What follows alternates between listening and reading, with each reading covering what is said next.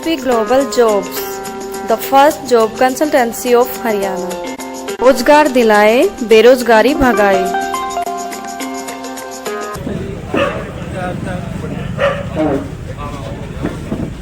आपके लोकप्रिय नेता भारतीय जनता पार्टी के प्रत्याशी लक्ष्मण सिंह यादव आपका बीच में भारतीय जनता पार्टी भारत माता की आपके लोकप्रिय नेता एमएलए कोटली वे प्रत्याशी रेवाड़ी से भारतीय जनता पार्टी के आपके बीच में लक्ष्मण सिंह यादव जी पहुंच चुके हैं। जोरदार तालियों से इनका स्वागत। हमारे बीच में हमारे नगर के पार्षद वाइस चेयरमैन श्री शांति जी, हमारे पार्षद एडवोकेट भाई भूपेंद्र गुप्ता जी, हमारे पार्षद राजेंद्र सिंगल जी, हमारे पार्षद शैलेंद्र सतीजा जी, हमारे पार्षद मनीष गुप्ता जी, हमारे पार्षद रमेश भालिया जी, हमारे पार्षद रमेश मोहनवाल जी, हमारे पार्षद मुकेश वर्मा जी और इस कार्यक्रम के संयोजक भाई नवीन रेवाड़िया जी, हमारे जो बूथ के अध्यक्ष भी हैं। जोरदार तालियों से नवीन के नाम की तालियां होनी चाहिए। इस कार्यक्रम में सहयोग कर रहे हमारे सभी बूथ अध्यक्ष भाई निहाल सिंह जी, भाई उमेश कुमार जी, हमारे नरेंद्र दीपा जी, हमारे मंडल के महामंत्री भाई संजय चौहान जी, भाई रोशन लाल जी मंडल के सचिव। यहाँ पर संदीप रेवाड़िया जी माला पहना करके लक्ष्मण जी का स्वागत करें। नवीन रेवाड़िया जी माला पहना करके लक्ष्मण जी का स्वागत करें। माला पहना करके स्वागत। और ये तीनों बूथों के अध्यक्ष भाई निहाल जी, भाई उमेश जी और विनय रेवाड़िया जी, भाई निहाल जी, भाई उमेश जी और मंडल अध्यक्ष दीपक शुक्ला जी, विनय रेवाड़िया जी की माला पहना करके स्वागत करें। मैं शब्दों को लंबा ना करते हुए हमारे रमेश मोहनवाल जी का स्वागत करें। हमारे रमेश मोहनवाल जी जो पार्षद हैं, आगे आए वो आइए। रमेश मोहनवाल जी का भी स्वागत करें। मैं ज्यादा लंबा ना करते हुए माननीय विधायक जी से कहूंगा वो अपना संबोधन दे। तो लेट हो रहे हैं, आगे काठमंडी में भी अगला प्रोग्राम है, तो मैं माननीय विधायक जी से सीधा निवेदन करूंगा कि अपना संबोधन दे।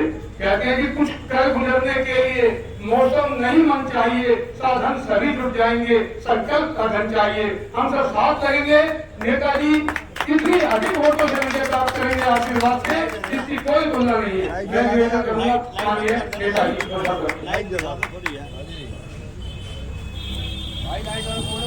लाइट इधर करना है भाई, इस साइड से यार, इधर मतलब उल्टा इधर से करना यार, बैक पे जाने की वजह फ्रंट आओ ना यार।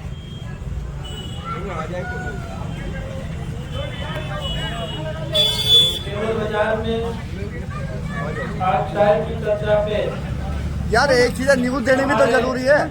वाइस चेयरमैन चौक साहब, हमारे आठवें ही पार्षद जिंदल साहब, मोहनवाल जी, वर्मा जी, शैलेंद्र जी, मुगल साहब और सभी मेरे यहाँ के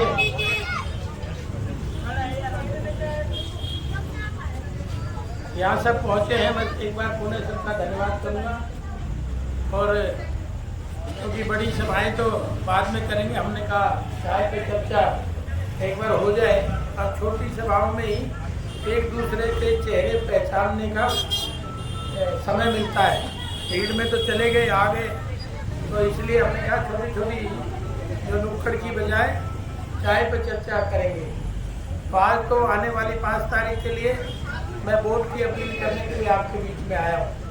5 तारीख इस रेवाड़ी का भाग्य आप किन के हाथों में देने वाले हो, उसके लिए निवेदन करने आया हूँ। क्योंकि आपने देखा है कि जो सब्सिडी खरीदने जाता है आदमी, तो उसको भी उलट पुलट के देखता है। देखता है कि नहीं, ये काली तो नहीं है, ये गंदी तो नहीं है, ताज़ा है कि नहीं है। और जब 5 साल का भविष्य लिखने की बारी आती है तो भी मैं समझता हूँ उलट पुलट के देखना चाहिए। जैसे रोटी तवे पे रखी रहती है तो एक ही जगह रखी रहेगी तो जलेगी जलेगी, अब वो कोयला हो चुकी है, जलने की तो बात ही छोड़ी है। अब इसलिए उसको उलट पुलट के करोगे तो अच्छे से ही वो सीखेगी भी और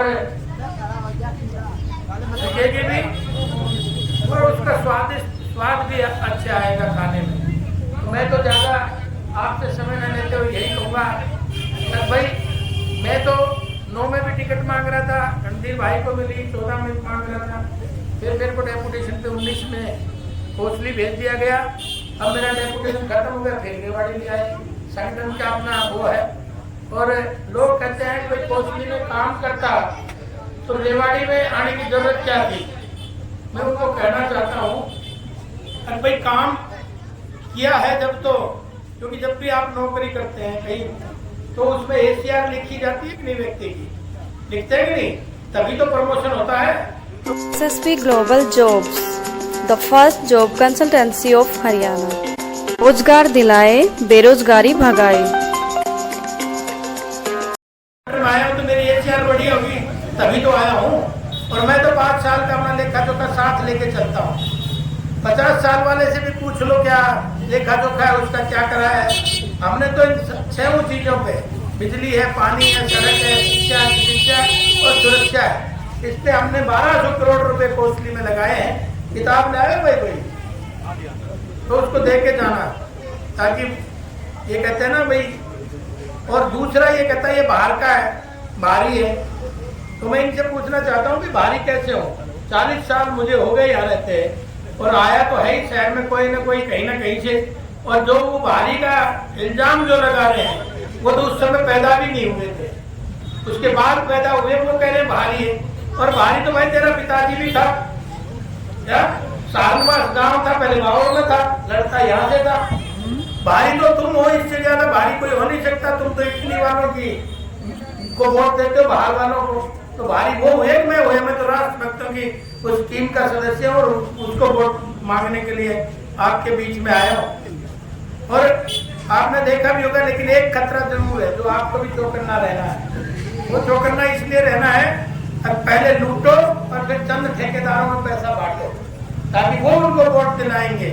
उसकी भी चिंता करनी है, उसकी भी वीडियो बनाना सब लोग, किस तरह से रेवाड़ी को किस तरह से पीछे धकेला गया।